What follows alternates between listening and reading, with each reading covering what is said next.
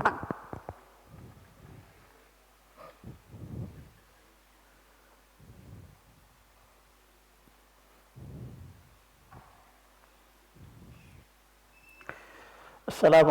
warahmatullahi wabarakatuh.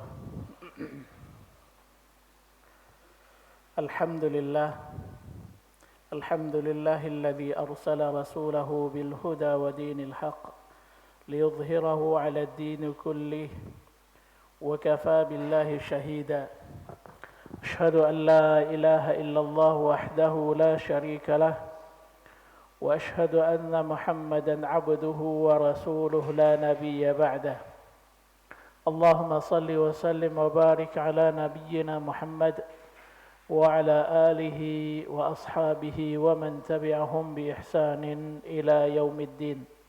رب اشرح لي صدري ويسر لي أمري واحلل عقدة من لساني يفقه قولي. اللهم لا علم لنا إلا ما علمتنا فعلمنا ما ينفعنا وانفعنا بما علمتنا برحمتك يا أرحم الراحمين. Bapak dan Ibu jemaah Masjid Al-Ikhlas rahimakumullahu jami'a. Alhamdulillah, puji dan syukur kita ucapkan hanyalah untuk Allah Subhanahu wa taala atas segala limpahan rahmat dan karunia-Nya kepada kita semua. Kemudian salawat dan salam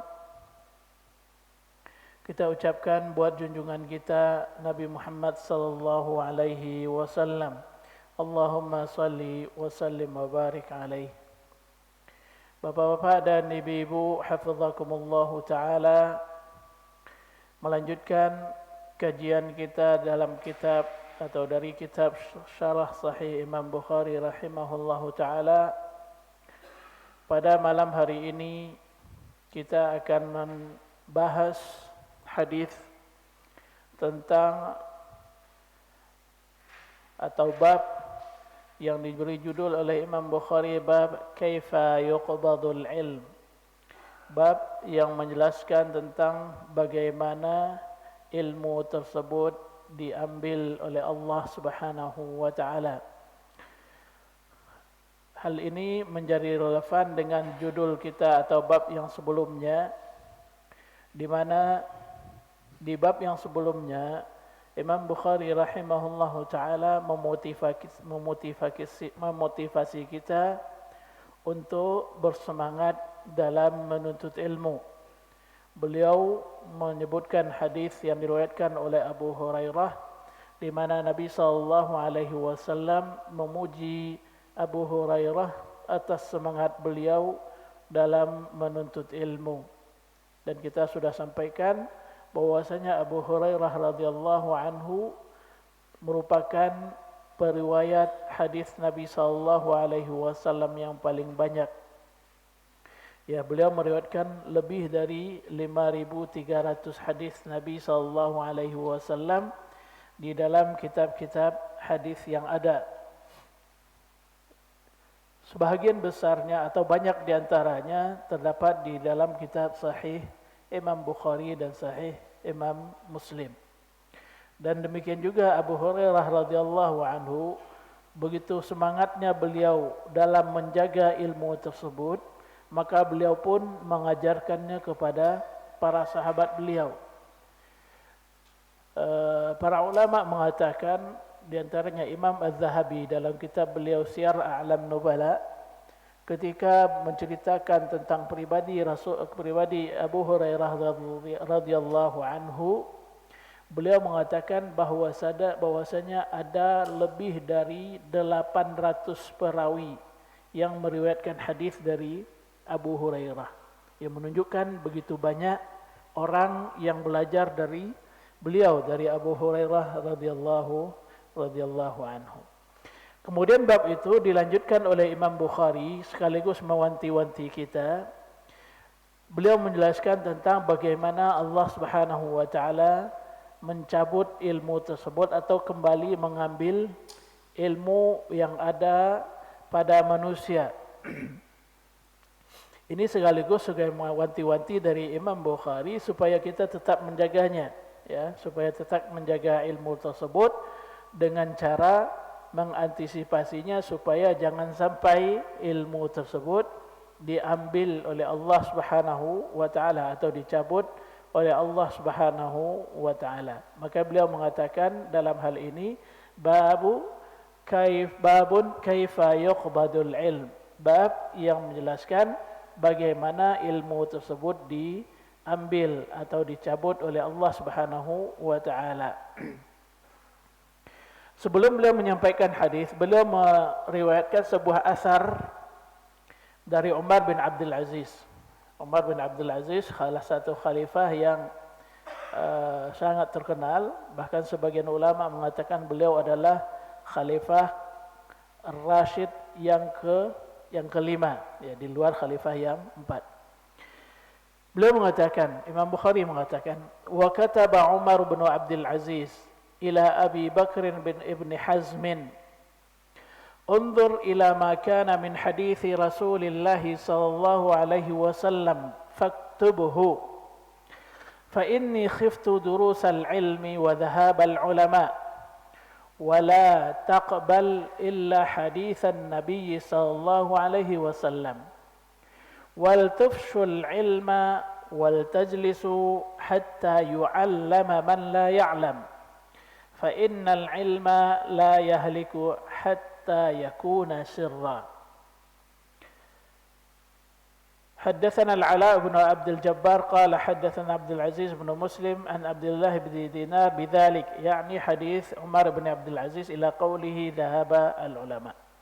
Jadi di sini Imam Bukhari menukilkan sebuah asar. Asar itu adalah ucapan dari selain Nabi sallallahu alaihi wasallam, bisa dari sahabat ataupun tabi'in ataupun orang-orang yang setelah mereka. Ya, itu dinamakan dengan asar.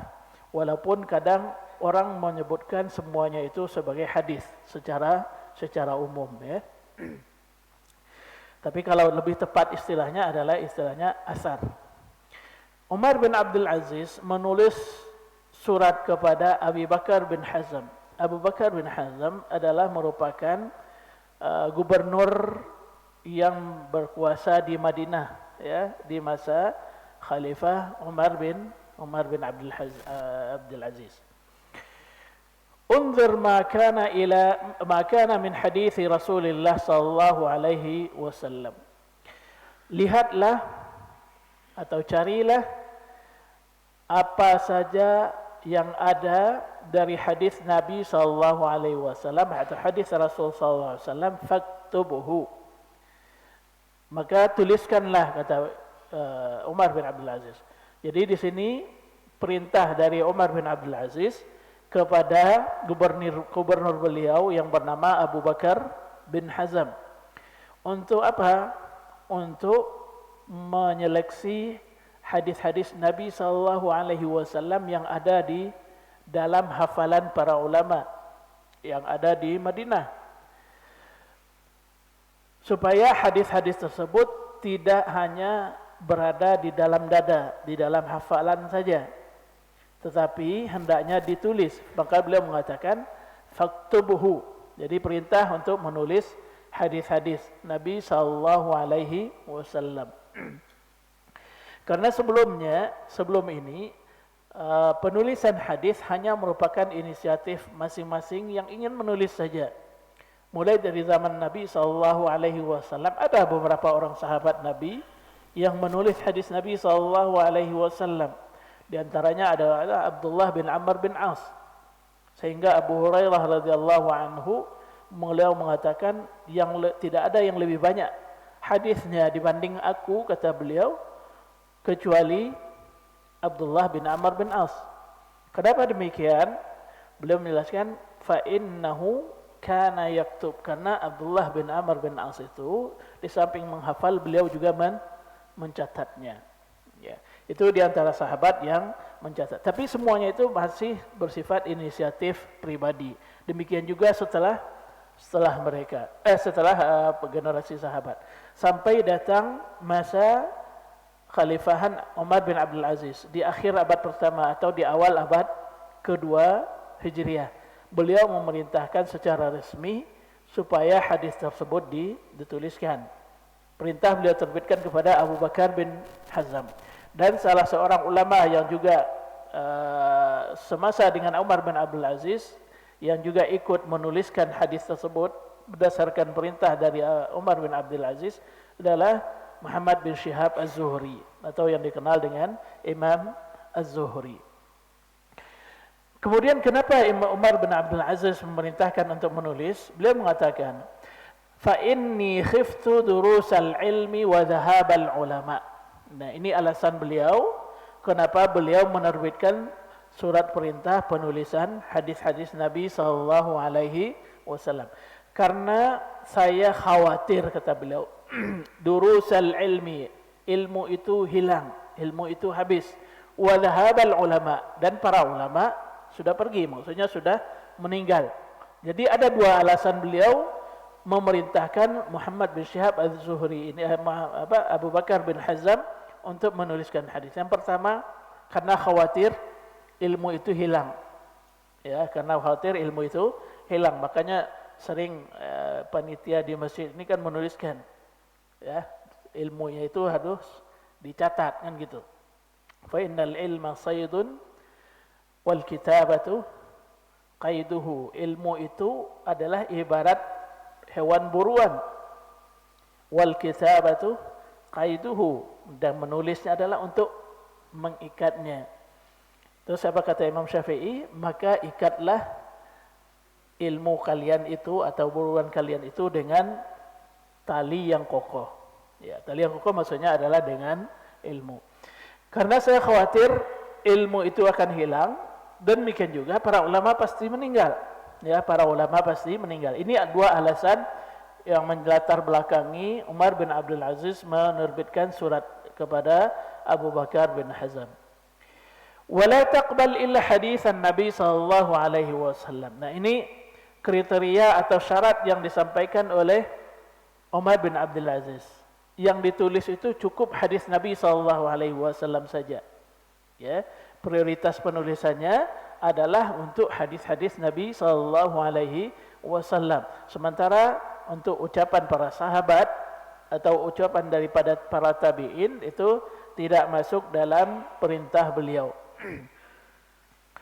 Kemudian wasiat dari Umar bin Abdul Aziz juga kepada para ulama, termasuk pada Abu Bakar bin Hazm, wal tufshu al ilma, hendaklah kalian menyebarkan ilmu itu. Ya, ilmunya maksudnya ilmu hadis, hadis-hadis Nabi SAW yang dalamnya adalah ilmu-ilmu agama. Wal tajlisu hatta yu'allama man la ya'lam. Hendaklah kalian bermajlis atau duduk sehingga orang yang tidak tahu bisa diberitahu, atau orang yang tidak mengerti bisa diajarkan.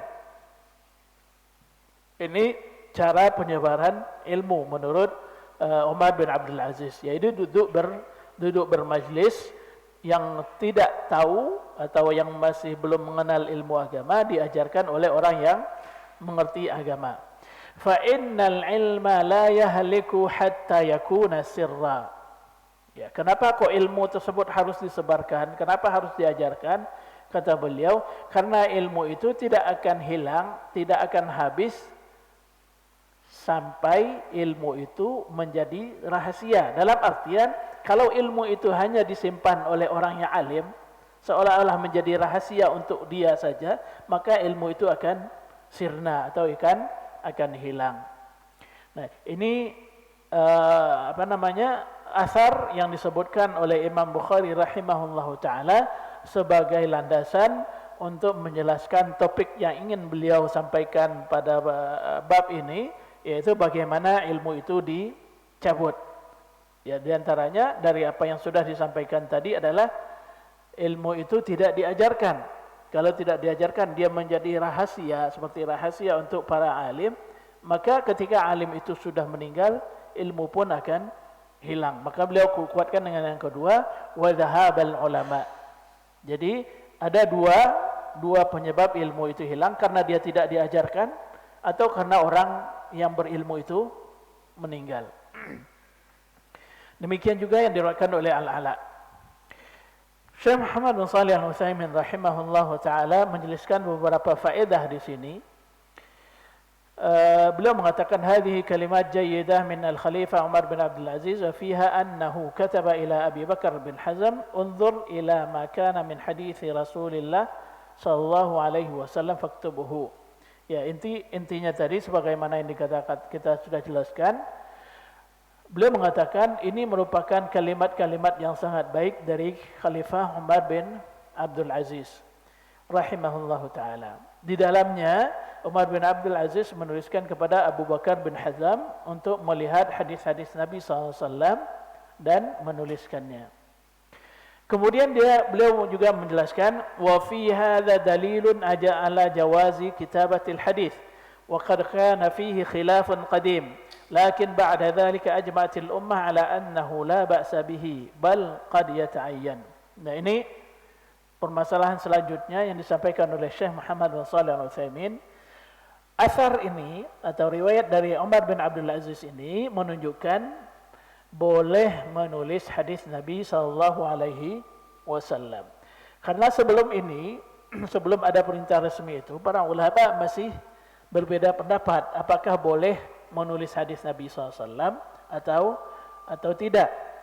Karena ada beberapa riwayat yang menyatakan jangan kalian menulis dariku selain Al-Quran. Ya, itu disampaikan oleh Nabi SAW kepada para sahabat beliau.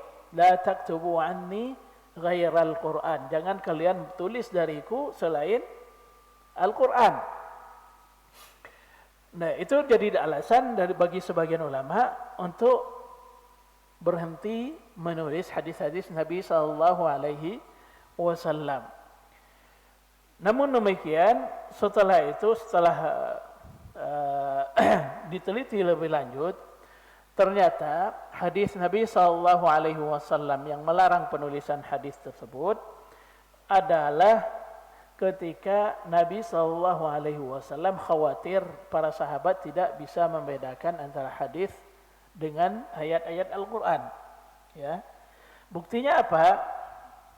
Kalau hadis itu secara umum tadi dikatakan oleh Nabi SAW, beliau mengizinkan kepada beberapa orang yang dalam pandangan beliau mungkin bisa membedakan untuk menulis antara hadis dengan Al-Quran.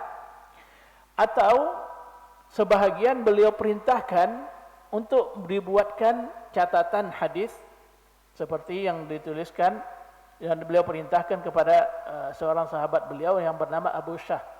Ketika Nabi SAW menyampaikan khutbah Haji Wada, ya, khutbah pada saat Haji Wada. Kemudian ada salah seorang sahabat yang meminta supaya apa yang disampaikan Nabi SAW itu dituliskan. Maka Nabi SAW memerintahkan untuk menuliskannya. Dalil lain yang membolehkan adalah ketika Abdullah bin Amr bin As mengadu kepada Nabi SAW. Ketika orang-orang Quraisy, khususnya orang-orang kafir, mempertanyakan kepada Abdullah bin Amr bin As, apakah kamu menulis semua yang diucapkan oleh Muhammad, padahal yang keluar dari mulutnya itu kadang dia ucapkan ketika dia senang, kadang dia ucapkan ketika dia marah. Ya. Terus apa kata Nabi SAW kepada beliau? Demi yang jiwaku berada di tangannya, fawalladhi nafsi biyadihi uktubuhu. Tuliskan, kata Nabi SAW. Tulislah. Tidaklah keluar dari mulutku ini, kata Nabi SAW, kecuali kebenaran. Ya, ini sebagai bantahan bagi orang yang mempertanyakan tindakan Abdullah bin Amr bin As tadi, ketika beliau menulis semua yang diucapkan oleh Nabi SAW.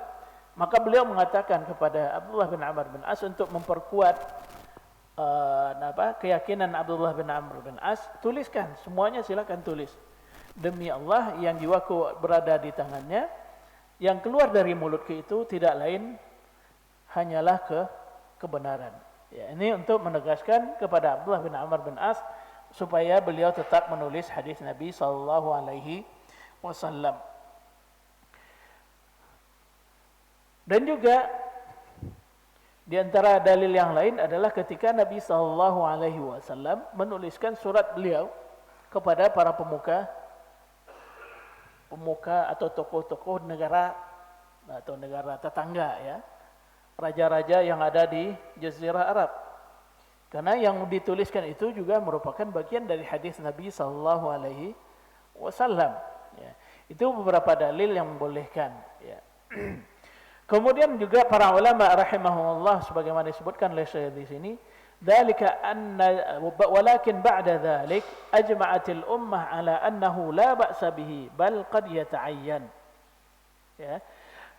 Setelah itu para ulama berijma, bersepakat, ya, bahwasanya menuliskan hadis tersebut tidak masalah. Bahkan kata beliau bisa jadi dia menjadi wajib, yata'ayyan, ya, menjadi wajib. Itu yang pertama. Ya, jadi asar dari Umar bin Abdul Aziz itu juga menjadi dalil kita boleh menulis hadis Nabi sallallahu alaihi wasallam. Khususnya setelah Al-Quran sudah turun lagi. Karena yang dikhawatirkan pertama kan Al-Quran itu bercampur dengan hadis Nabi sallallahu alaihi wasallam. Setelah Nabi meninggal, Al-Quran pun tidak akan turun lagi. Sebagaimana hadis pun tidak akan turun lagi. Yang Al-Quran sudah dicatat oleh para sahabat yang disebut dengan para penulis wahyu Nabi. Dan juga para sahabat yang lain yang menulis dengan inisiatif mereka sendiri. Demikian juga dengan hadis Nabi SAW, tidak ada lagi alasan bahwasanya dia akan bercampur dengan Al-Quran, karena Al-Quran sudah tertulis secara sendiri sesuai dengan perintah Nabi SAW, di mana beliau mengatakan kepada para sahabat yang menuliskan ayat-ayat Al-Quran, tuliskan ayat ini, masukkan ke dalam surat ini. Beliau sendiri yang memerintahkan di mana ayat yang baru turun tersebut dituliskan. Kemudian beliau juga mengatakan, wa fihi aidan bayanul i'timad 'ala al-kitabah. Di dalam asar Umar bin Abdul Aziz tadi juga terdapat penjelasan untuk berpedoman pada apa yang ditulis, ya, berpedoman atau berpegang dengan apa yang ditulis, ya, yang ditulis oleh orang yang dipercaya tadi. Liqaulihi fa inni khiftu durusal ilmi wa dhahabal ulama. Karena saya khawatir, dasarnya apa? Karena Umar bin Abdul Aziz mengatakan saya khawatir ilmu itu akan hilang, para ulama akan pergi. Fa idzan darasal ilmu wa dhahabal ulama'u baqiyat kutubuhum. Nah, ini apabila ilmu yang ada di dalam sudur, di dalam dada atau di kita di luar kepala para ulama atau yang ada di dalam hafalan ulama itu sudah habis dengan mati dan meninggalnya para ulama, maka yang tinggal apa? Tulisan mereka, buku-buku mereka. Sebaik halnya dengan kita sekarang, Imam Bukhari sudah meninggal. Ilmu yang beliau hafal sudah pergi atau hilang bersama dengan meninggalnya beliau.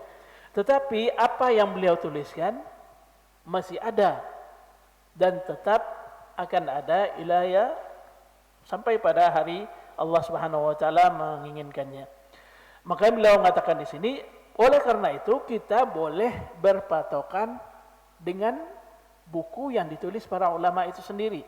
Sekarang kita menjadikan kitab Sahih Bukhari sebagai pegangan kita, patokan kita dalam memahami ataupun membaca hadis-hadis Nabi sallallahu alaihi wasallam. Wa hadza huwal waqi', kata beliau. Inilah realita yang ada. Ya, realita yang ada, kita sekarang ini hanya berpegang dengan buku-buku yang ditulis oleh para ulama, hadis-hadis yang sudah dibukukan oleh para ulama. Kalaupun ada orang yang meriwayatkan hadis dengan sanadnya sampai sekarang, Semuanya kembali kepada kitab-kitab yang sudah dituliskan oleh para ulama itu. Enggak ada yang mereka yang punya sanad sendiri dalam artian dalam hafalannya saja tanpa merujuk kepada kitab yang ditulis, ya, kan, tanpa merujuk kepada kitab yang ditulis. Fa kaifa nasilu ila ilmi ulama as-sabiqin illa biqira'ati kutubihim. Jadi kita tidak bisa mendalami ilmu para ulama yang dahulu itu kecuali dengan membaca buku-buku mereka. Namun perlu juga menjadi catatan bagi kita, jangan hanya membacanya saja tanpa mempelajarinya dengan orang yang paham. Ini sering diingatkan oleh para ulama rahimahumullah ta'ala. Jangan mentang-mentang kita nanti bisa bahasa Arab, udah saya cukup berpegang dengan apa yang ditulis oleh Imam Bukhari, enggak perlu bagi saya penjelasan para ulama, itu enggak boleh, ya. Karena bisa jadi apa yang kita baca kemudian kita pahami sendiri berbeda maksudnya dengan apa yang sudah dijelaskan oleh para ulama. Jadi walaupun kita membaca buku mereka, maka dibaca kepada dengan orang yang paham juga. Apalagi kalau seandainya yang dibaca hanya sekadar buku terjemahan saja, ya, karena kadangkala terjemahan itu tidak bisa mengungkapkan makna yang ada di dalam kata bahasa Arab secara maksimal, ya. Tidak beberapa kalimat mungkin tidak bisa diterjemahkan ke dalam bahasa Indonesia, tidak ada padanan yang pas untuk kalimatnya dalam bahasa Indonesia. Kemudian faedah selanjutnya,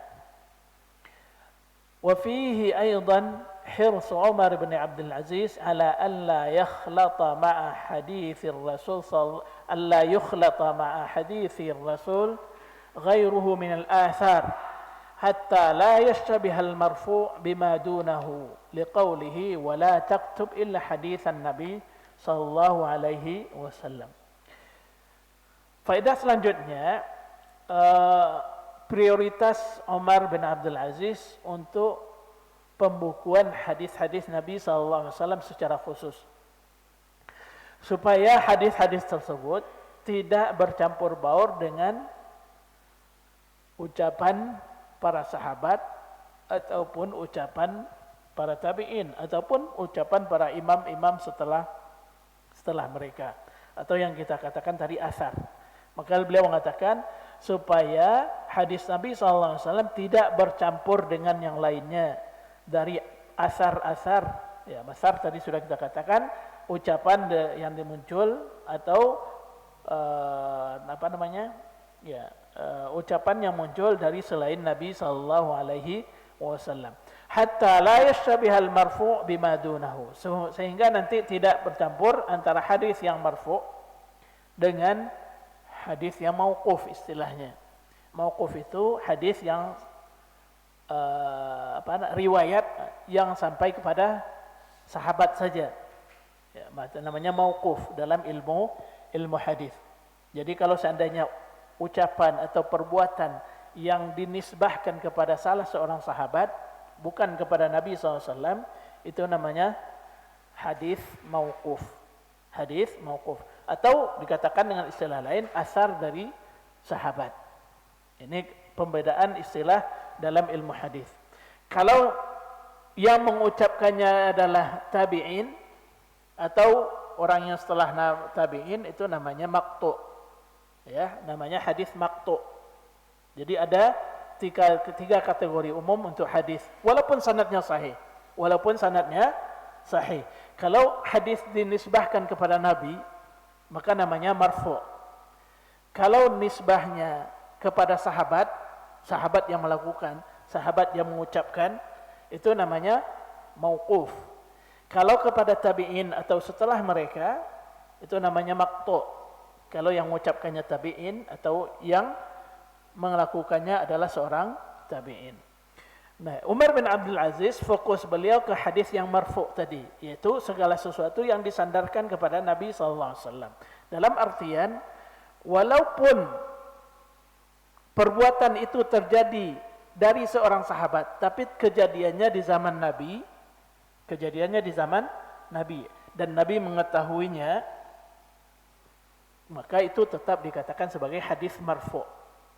Jadi ucapan Nabi, perbuatan Nabi yang terjadi kalau Nabi itu di zaman Nabi kan, atau perbuatan sahabat yang dilakukan di zaman Nabi dan Nabi menyetujuinya, itu masuk kategori hadis juga. Hadisnya marfu' juga. Kenapa demikian? Karena perbuatan itu dilakukan di zaman Nabi dan Nabi tidak melarangnya. Nabi tidak melarangnya. Kalau seandainya perbuatan itu, perbuatan yang dilakukan oleh sahabat itu adalah perbuatan yang salah menurut agama, maka Nabi pasti akan menegur. Nabi pasti akan menegurnya. Oke, menegur barangkali kalau Nabi melihat atau menyaksikan. Bagaimana dengan perbuatan yang dilakukan oleh sahabat, kemudian tidak ditegur oleh Nabi karena beliau tidak tahu, tapi disampaikan oleh sahabat, maka tetap dia hukumnya hadisnya marfu' juga. Jadi kejadian-kejadian yang terjadi di zaman Nabi, baik diketahui oleh Nabi ataupun sampai kepada beliau beritanya, kemudian Nabi SAW menyetujui dalam artian tidak mengingkari, maka berarti perbuatan yang dilakukan oleh sahabat tersebut hukumnya boleh secara agama. Ya, boleh secara agama. Makanya nanti jangan terpengaruh dengan orang-orang yang mengatakan bahwasanya di zaman sahabat mereka ada yang berinovasi melakukan ibadah.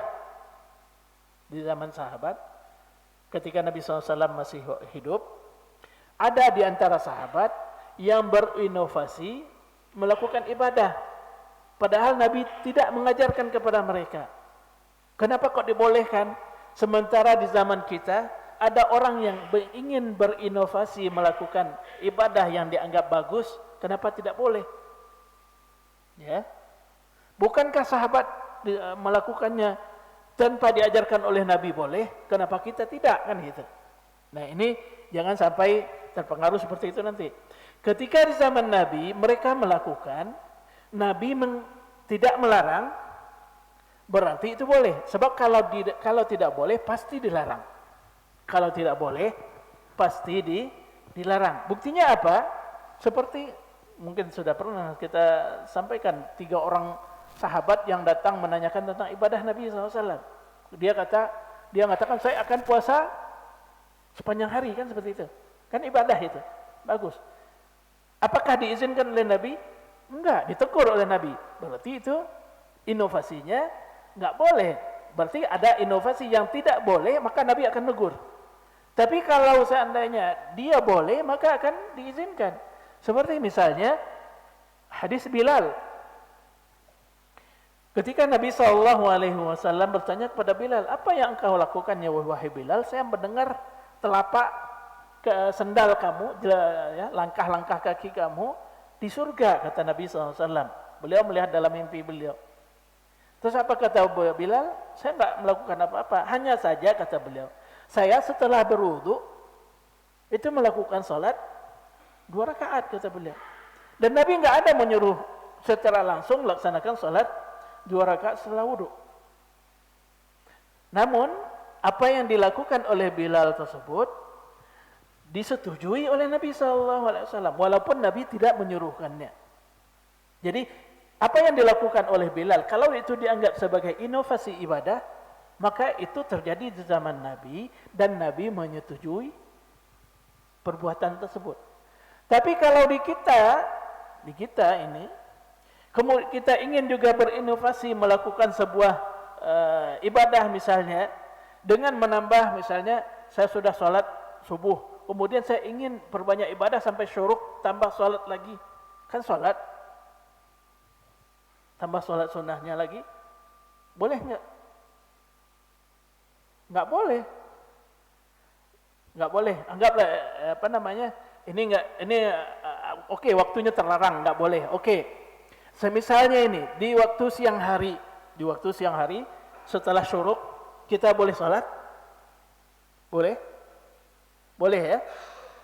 Saya ingin sholat sunat. Kemudian saya melakukan salat sunatnya 3 rakaat, boleh enggak? Sebagaimana witir malam boleh 3 rakaat kan? Tapi saya melakukannya ini siang hari, saya salat sunat mutlak, salat sunatnya 3 rakaat, boleh enggak? Enggak boleh. Karena salat sunat itu adanya cuma 2 rakaat. Kalau 2 silakan. Nah, di sini kita nggak boleh berinovasi dalam ibadah. Karena kenapa? Nggak ada lagi yang akan memberi persetujuan kepada kita. Kalau di zaman Nabi, beliau yang menentukan syariat boleh atau tidaknya. Di zaman kita, nggak ada yang punya hak wewenang atau hak khusus untuk mengatakan bolehnya. Nggak ada lagi. Jadi makanya para ulama berkesimpulan ibadah hukum asalnya nggak boleh lagi kecuali yang ada dalilnya. Jadi apapun bentuk ibadah kalau nggak ada dalilnya lagi kita nggak boleh berinovasi. Kecuali kalau kita hidup di zaman Nabi, kita lakukan di hadapan Nabi atau setelah kita lakukan minta izin ke Nabi, nggak masalah. Sebagaimana yang mungkin pada pertemuan yang lalu Ustaz Irwandi menyebutkan itu sahabat yang dalam perjalanan minta dijamu oleh suatu kaum, mereka nggak mau kan, kemudian tokoh masyarakatnya atau pimpinan kabilahnya kena gigitan serangga atau hewan melata yang berbisa, bahkan racun, maka mereka minta untuk diruqyah. Sebelumnya Nabi nggak ada mengajarkan kepada mereka itu baca Al-Fatihah itu untuk ruqyah. Kemudian orang yang diruqyah sembuh kan gitu ceritanya. Kemudian mereka bertanya kepada Nabi SAW, apakah boleh ini enggak? Itu mereka lakukan inovasi, perlu konfirmasi kepada Nabi SAW. Maka tanyakan kepada Nabi, apakah boleh atau tidak? Ya, mereka mengambil upah atas baca Al-Fatihah. Baca Al-Fatihah kan ibadah. Ya, baca Al-Fatihah itu ibadah, boleh nggak ngambil upahnya? Maka dibolehkan oleh Nabi SAW, bahkan Nabi minta supaya diberikan jatah dari kambing yang diberikan tersebut. Jadi kembali kita kepada permasalahan di sini.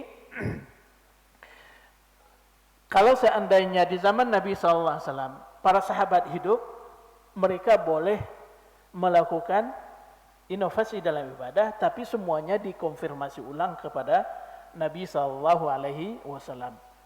Kalau di kita nggak ada otoritas atau nggak ada orang yang punya wewenang untuk mengiyakan, membolehkan atau melarangnya, nggak ada yang punya otoritas. Bahkan malah diancam oleh Allah Subhanahu Wa Taala kalau ada yang sampai berani menghalalkan yang ada tanpa ada dasar syariatnya, itu diancam oleh Allah Subhanahu Wa Taala sebagai orang yang berbicara tanpa ilmu. Allah katakan wala taqfu ma laysa laka bi ilmun inna as-sam'a wal basara wal fuada inna as-sam'a wal basara kullu ulaika kana anha mas'ula. Kata demikian ayatnya. Ya, karena semuanya akan dipertanggungjawabkan, ya. Wala taqfu ma laysa laka bi ilm. Jangan membicarakan, membuat halal haram tanpa ada ilmu.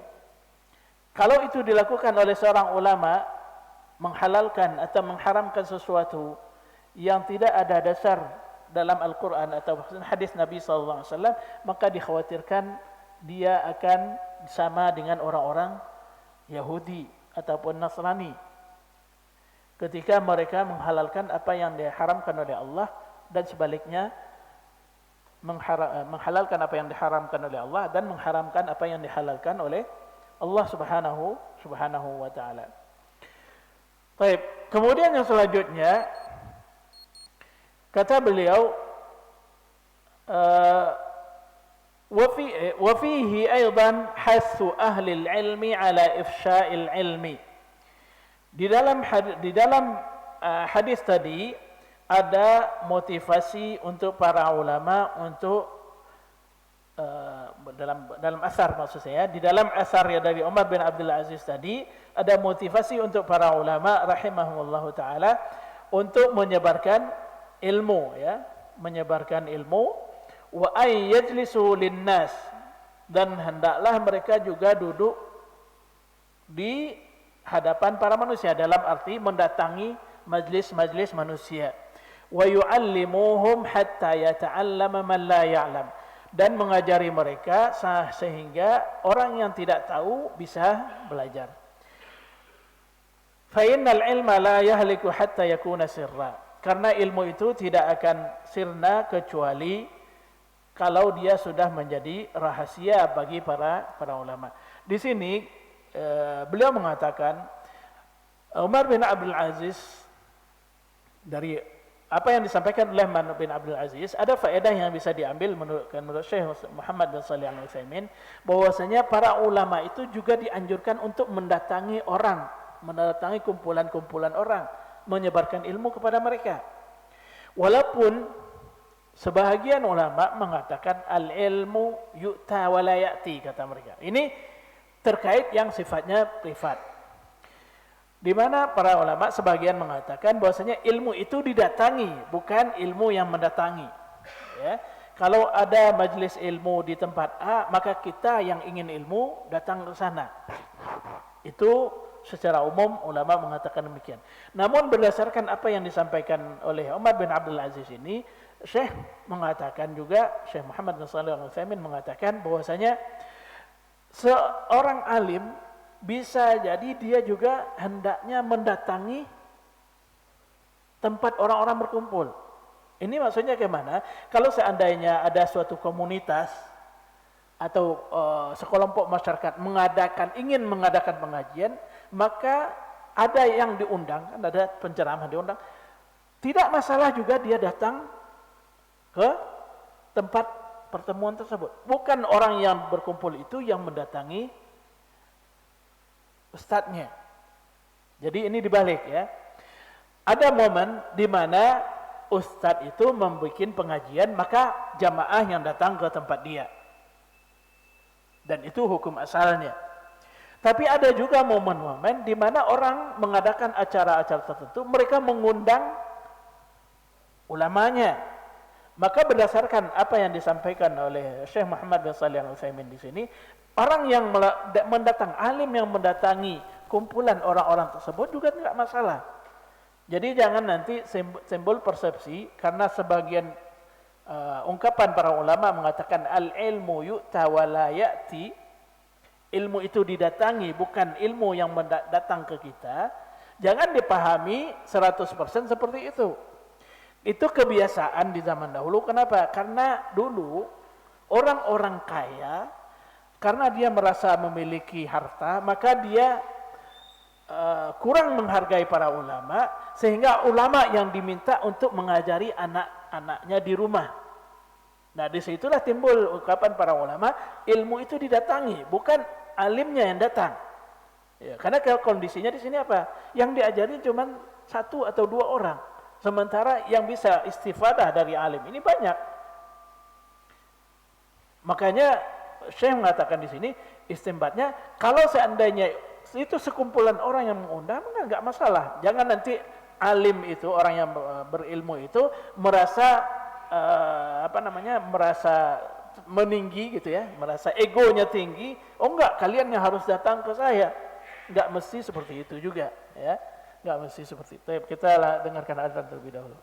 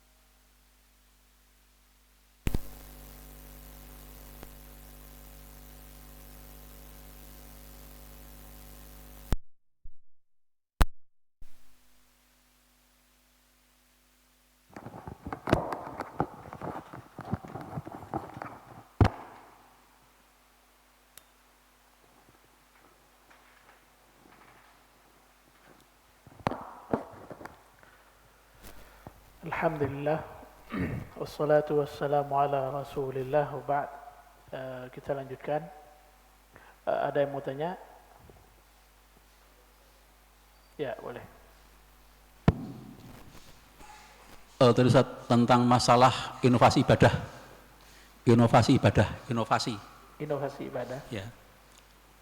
Gimana hukumnya kalau kita ini beribadah itu ngikutin fatwa ulama? Contoh baru.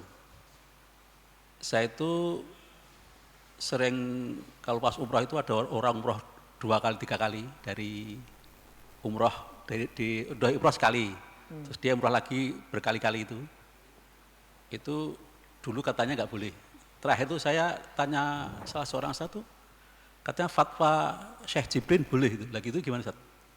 Saya nggak tahu detailnya ya, tapi akhirnya kita diam aja itu masih. Ya.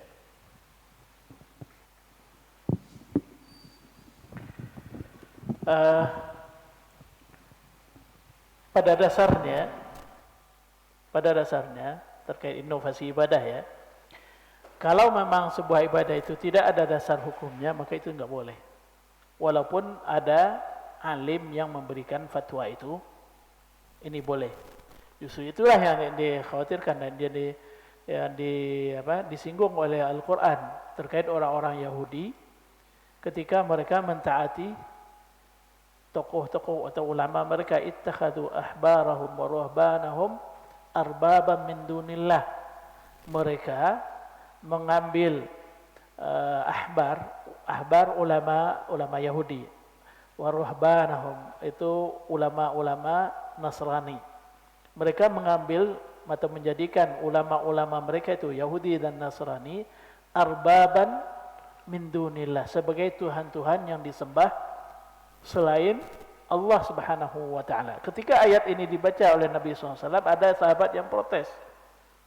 Dia mengatakan, wahai Rasulullah, dahulu kami enggak ada itu menyembah tokoh-tokoh agama kami, enggak ada. Kata mereka, katanya kepada Nabi SAW. Terus apa kata Nabi SAW? Bukankah apabila dia menghalalkan apa yang diharamkan oleh Allah, kalian iakan, kalian ikuti? Dan ketika dia mengharamkan apa yang dihalalkan oleh Allah, kalian ikuti dia, katanya. Maka Nabi SAW mengatakan, itulah dia mengambil Tuhan-Tuhan selain Allah Subhanahu wa ta'ala. Itu yang pertama. Terus yang kedua, permasalahan yang Bapak sampaikan tadi, masalah umrah, itu kan ikhtilaf para ulama rahimahumullah ta'ala, karena ada hadis di mana Aisyah radhiyallahu anha diperintahkan oleh Nabi SAW karena beliau protes. Orang-orang dah umrah 2 kali, saya belum umrah.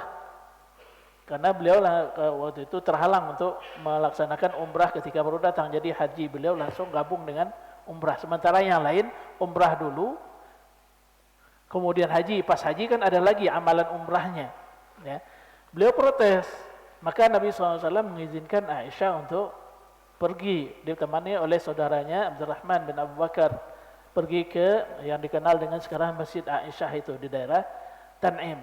Umrah dari sana, kemudian karena itu daerah Al-Hil istilahnya, daerah di luar tanah haram yang terdekat ke tanah haram, maka beliau keluar ke sana karena orang yang umrah ketika dia berada di Makkah kan harus keluar dari tanah haram untuk berniat, ya. Intinya di sini adalah Aisyah radhiyallahu anha pergi melaksanakan umrah. Ulama berbeda pendapat apakah boleh melakukan umrah 2 kali seperti itu atau lebih daripada itu. Ada yang mengatakan boleh, ada yang mengatakan enggak. Yang mengatakan enggak boleh karena Nabi SAW enggak ada menyuruhkannya dan para sahabat juga tidak melakukannya. Yang mengatakan boleh adalah buktinya Aisyah melakukan dan diizinkan oleh Nabi SAW. Nah, para ulama belakangan yang mengatakan boleh itu dasarnya mereka adalah bahwasanya orang-orang yang di luar kota Mekah itu mereka datang dari daerah yang jauh, yang tidak bisa berkali-kali untuk melakukan umrah, bahkan bisa jadi hanya sekali seumur hidup mereka bisa datang ke Mekah. Maka bagi para ulama yang melihat dari sudut pandang ini mengatakan maka tidak masalah bagi mereka untuk melakukan umrah lebih dari 1 kali dalam 1 perjalanan, bukan dalam 1 hari ya, dalam satu perjalanan mereka. Jadi mereka safar dari sini ke Mekah misalnya, itu kan satu perjalanan. Yang dilarang itu waktu apa? Melakukan umrah berkali-kali dalam satu perjalanan, itu yang dikatakan dilarang oleh para ulama yang melarang. Sementara Aisyah tadi kan juga melakukannya, dalam haji juga melakukan, kemudian umrah tersendiri beliau juga melakukan dengan izin Nabi SAW. Itu kan dalam satu safar, dalam satu perjalanan. Nah, orang yang melihat dari sudut pandang ini mengatakan boleh selama orangnya sulit untuk melakukan perjalanan berulang kali ke Mekah, maka tidak masalah bagi mereka melakukan umrah 2 kali atau 3 kali dalam satu perjalanan. Bukan dalam sehari melakukan beberapa kali umrah ya. Kemudian juga jadi masalah adalah sebagian ini ya, itu kan tadi orang yang normal, mereka memang ingin melakukan umrah atau untuk mengumrahkan orang tuanya dan sebagainya. Yang jadi masalah sekarang adalah orang ada yang membisniskan ini, dalam sehari dia melakukan umrah untuk si fulan, kemudian yang kedua untuk si fulan. Nah ini yang mungkin jadi masalah juga. Jadi ini bukan inovasi baru, ada dasarnya. Yang nggak boleh itu yang tidak ada dasarnya sama sekali.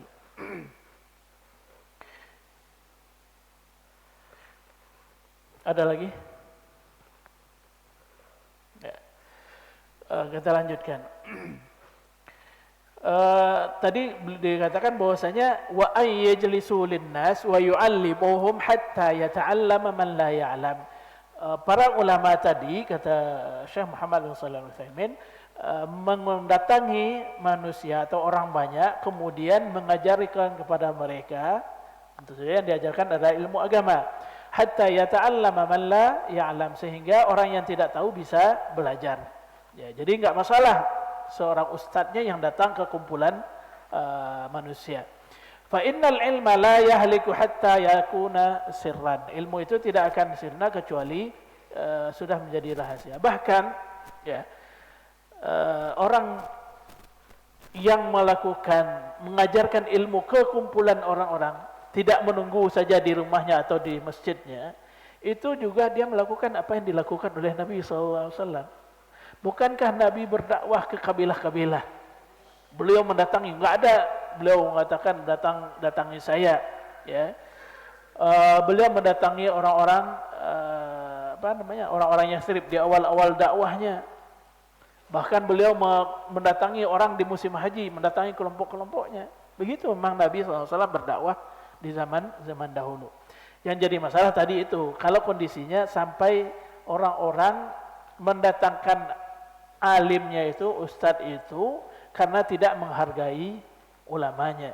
Jadi seolah-olah alimnya ini bisa diperintah sesuai dengan kemauan dia. Maka itulah para ulama mengatakan al-ilmu yu'ta wa la ya'ti. Ilmu itu didatangi, jangan bukan datang sendiri.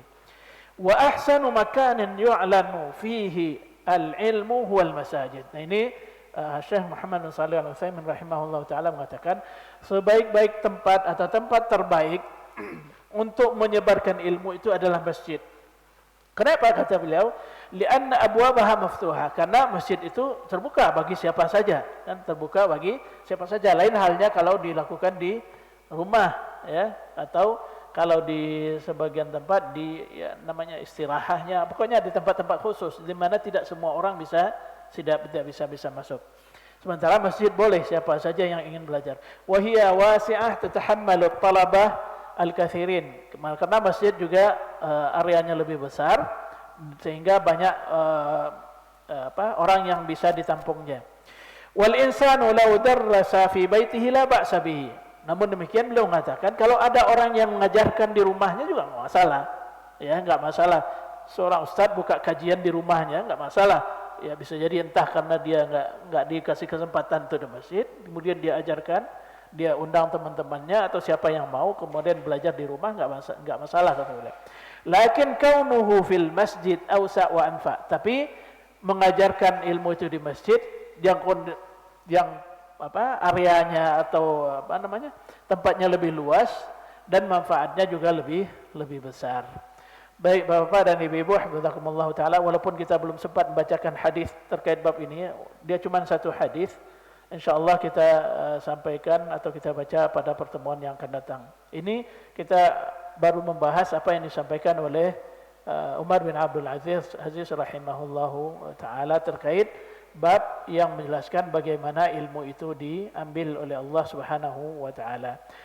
Mohon maaf atas segala kekhilafan dan kekurangan. Kita tutup dengan doa kafaratul majlis. Subhanakallahumma bihamdika asyhadu an la ilaha illa anta astaghfiruka wa atubu ilaik. Assalamualaikum warahmatullahi wabarakatuh.